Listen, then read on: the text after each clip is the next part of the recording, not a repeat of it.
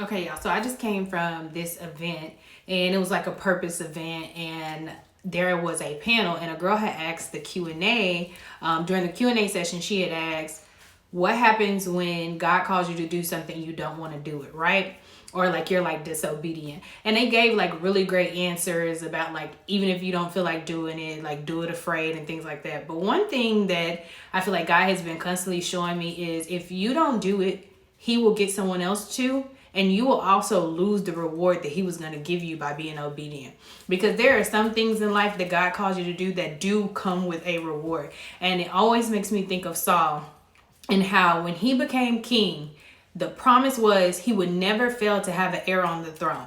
So that means his kids to today in 2023 would have someone on the throne. But because he was disobedient, it went to David. And David will now never fail to have an heir on the throne. And it makes me think of like my kids and my kids and what I could be forfeiting for them because I don't want to do something. And to me, that's too heavy of something to carry, to not do it. Even if I have a little fear, even if I don't feel like it's something I'm good at, I'm still going to do it because obedience is better than sacrifice. And I want my kids to be blessed.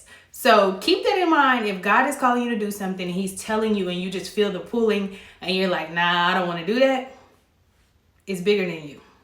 So you may just be setting somebody else up for failure because you don't want to do what you're supposed to do. And they're going to miss out on the blessing that should have been theirs because you chose not to do the thing that God is asking you to do. And I don't mean that to like scare you into it or whatever, but it's just something to really keep in mind. Like, do I really want someone else to reap the reward that God has for me just because I want to be disobedient? And my answer is no, y'all. I'm trying to make sure my kids are good. Okay? Okay.